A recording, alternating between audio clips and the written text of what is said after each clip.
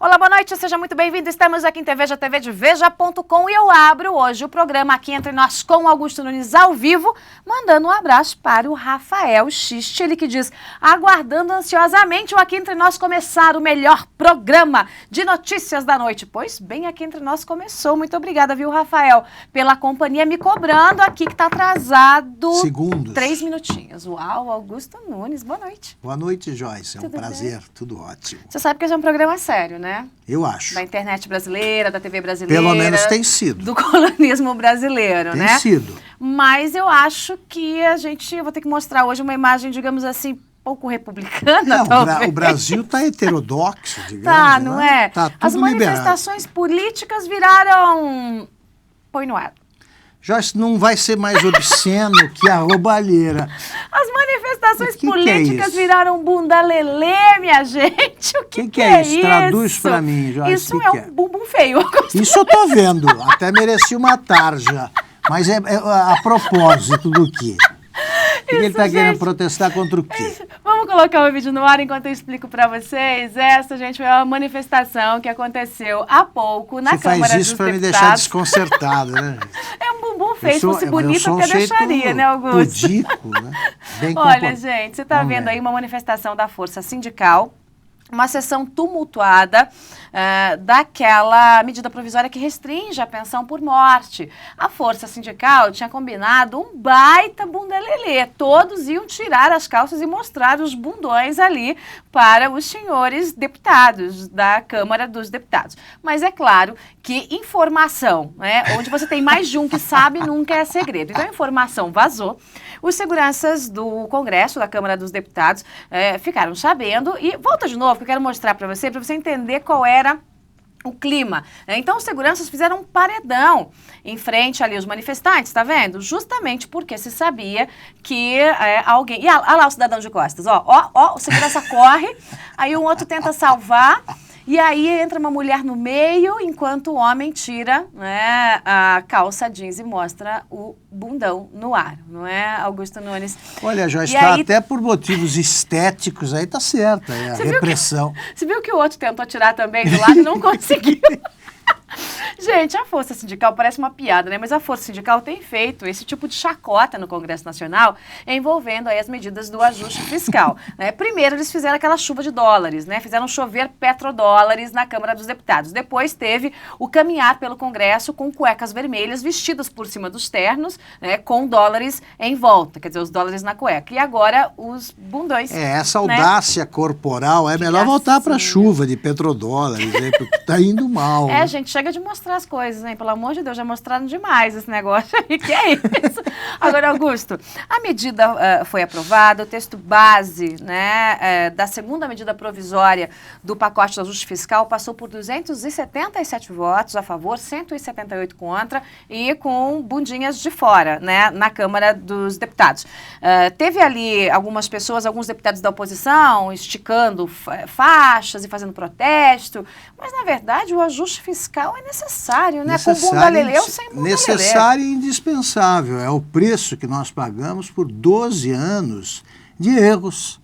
Quer dizer, agora qualquer que fosse o presidente teria que fazer alguma coisa parecida. Eu não estou justificando a Dilma, não, até porque ela é responsável pela situação que exige esse tipo de medida. Agora, fazer o quê?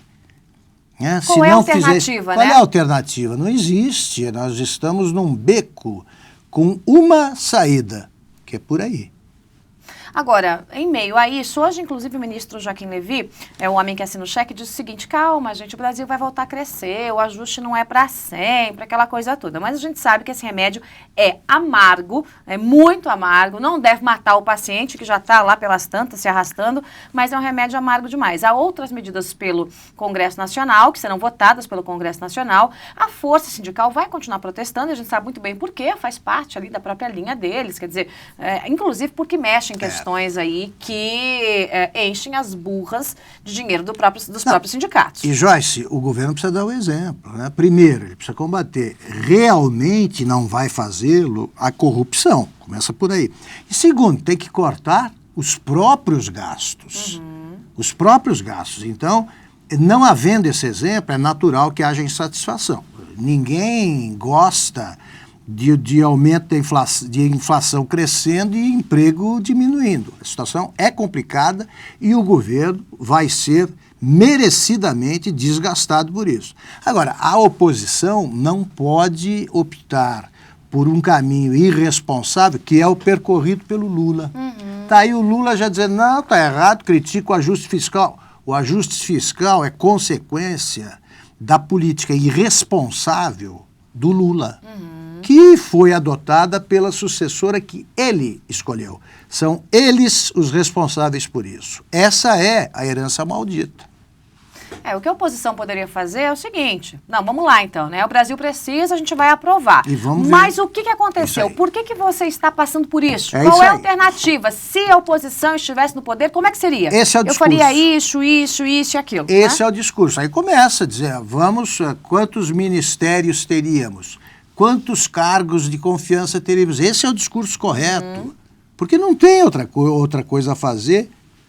Isso que está sendo feito é indispensável. E é o beabá. É o beabá. Medidas mais duras virão.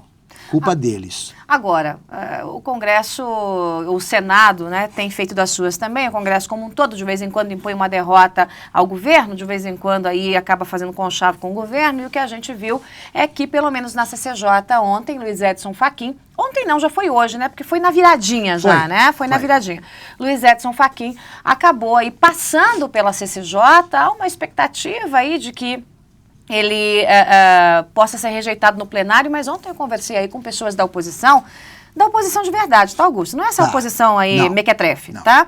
Por exemplo, Ronaldo Caiado. Né? Eu gosto de falar do nome de Ronaldo Caiado porque ele tem sido oposição. Justíssimo, desde sempre. Desde sempre, coerente. Desde a campanha presidencial de 89, o Ronaldo Caiado faz um discurso reto.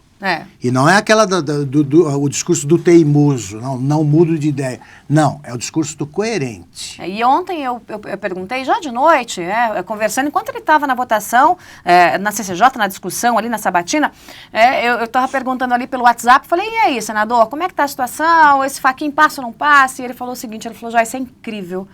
Né, o tamanho da covardia dessa gente aqui dentro. Porque essa coisa aí de ministro julgar casos em que deputados e senadores estão encrencados, senadores estão encrencados aí na justiça, e deputados também, mas nesse caso o Senado, porque é o Senado que está votando e vai votar aí a passagem ou não de Fachin para o STF. Ele falou, esse caso dessa caneta nas mãos é o que faz com que todos se acovardem. Você vota pensando no seu julgamento do futuro.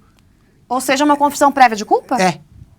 Sim, eu sei que serei julgado, né? Eu pequei e eu preciso de alguém que é capaz de redimir os pecados, né? São pecados mortais que cometeram alguns, outros menos graves, mas ali só tem pecador votando. O sujeito da oposição que se rende à indicação de qualquer ministro, ele está confessando que é culpado. E aquele sujeito da oposição que resolve lavar as mãos como Pôncio Pilatos, né? Nós temos aí os senadores, aliás, gente, o senador Tasso Gereissati, que faz parte aí dos homens de bem do Senado, do Congresso Nacional, resolveu ir para Nova York.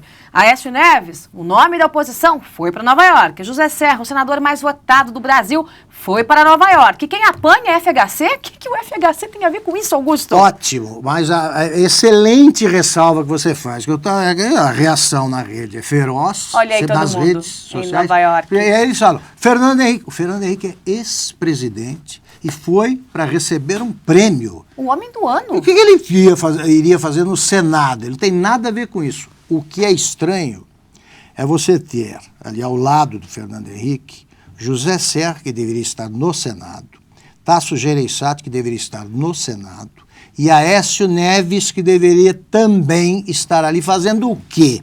Porque os defensores do Aécio dizem o seguinte, mas ele não faz parte da comissão, ele é o líder, ele é o presidente do maior partido de oposição e é o líder da oposição.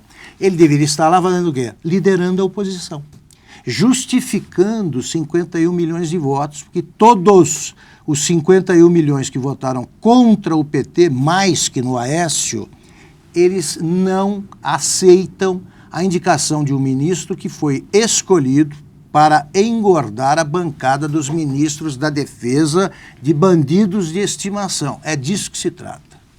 É triste, né? É triste a gente ver o que está acontecendo. O que eles estão fazendo em Nova York? Eu acho ótimo. Põe de novo. Também Olha o que eles estão fazendo. Tomando de vinho, Augusto tomando Nunes. vinho sem mostrar o rótulo. A gente sabe que não é um vinho de má qualidade. E ali o único que tem todo o direito e o dever de Fernando degustar esse Henrique vinho Cardoso, é Fernando Henrique Cardoso, né? O homenageado. Deu sua grande contribuição ao Brasil e quem sabe a história nos mostre, e eu acho que isso vai acontecer, viu, Augusto, que Fernando Henrique foi o maior presidente de todos os tempos do Brasil. Eu acho. Até já há sinais de que o povo está entendendo melhor o que aconteceu. Né? Ele não foi defendido. Por exemplo, está lá o José Serra. Na campanha de 2002, o José Serra, candidato contra o Lula, não defendeu o legado do Fernando Henrique. Não defendeu. O Aécio, sim. O Aécio defendeu o legado também, porque já se passaram alguns anos. O Serra não. Agora vai lá para aplaudir o Fernando Henrique no momento de receber um prêmio. Não, eles estão passeando. Essa é a verdade. E certamente Fernando Henrique entenderia.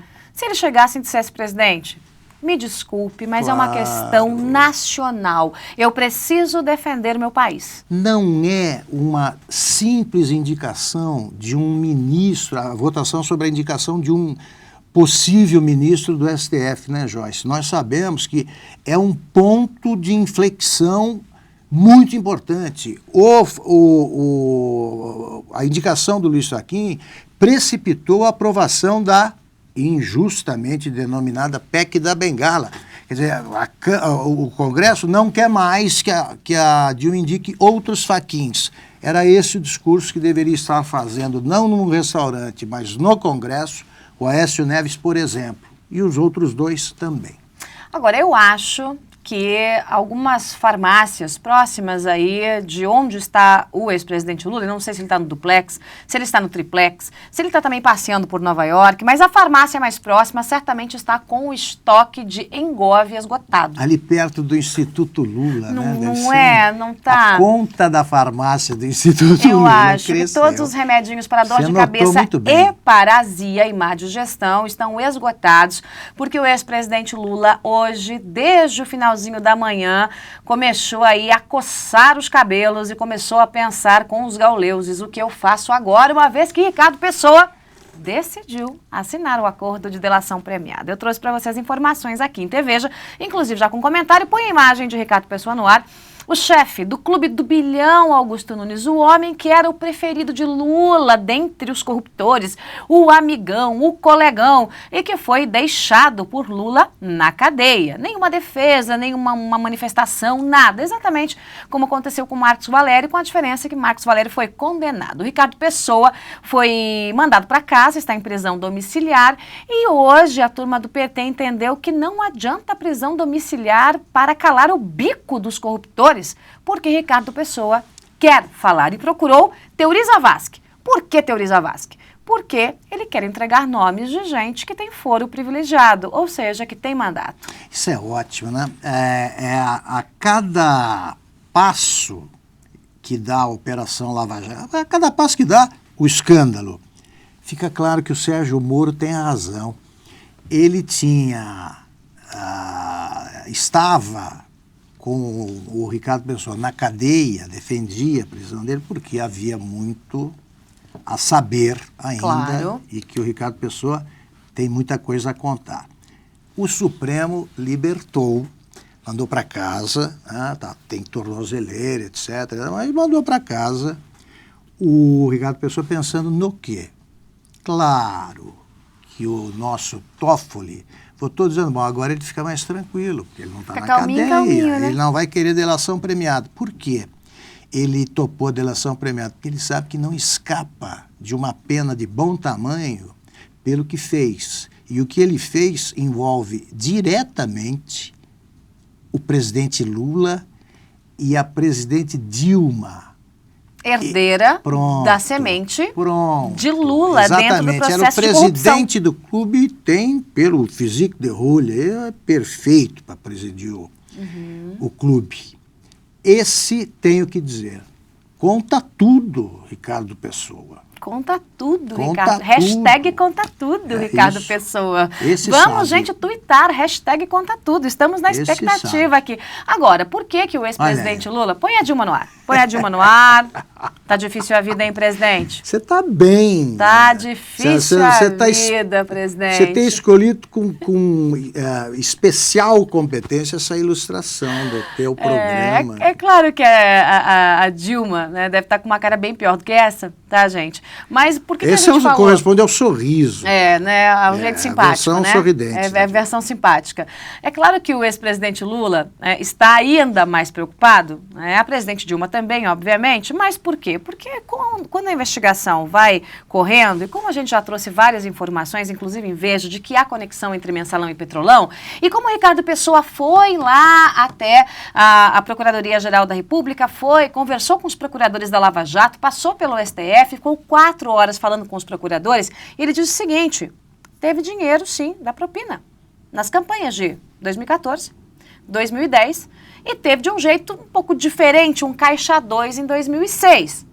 Ou seja, ele dá a entender que uma coisa começou lá e foi passado, o bebê de Lula foi passado para a presidente Dilma, da campanha de um para a campanha de outro, e aí não vai dar para dizer que ninguém sabia, né? Joyce, o governo é de 8 anos, tá? Com a reeleição, a lei que diz que um presidente não pode ser, só pode ser julgado ou acusado de ter cometido crimes depois de ter iniciado um novo governo. Isso é uma piada. Quer dizer, a presidente Dilma não deixou o cargo quando se candidatou. Ela se mete em lambanças, irregularidades e crimes para garantir o financiamento da campanha, e depois, quer dizer, a Dilma elegeu a Dilma, que não pode ser julgado pela Dilma anterior. Isso aí é só no Brasil, é uma piada, e não é que o povo não entende. O povo entende sim e sabe que é safadeza.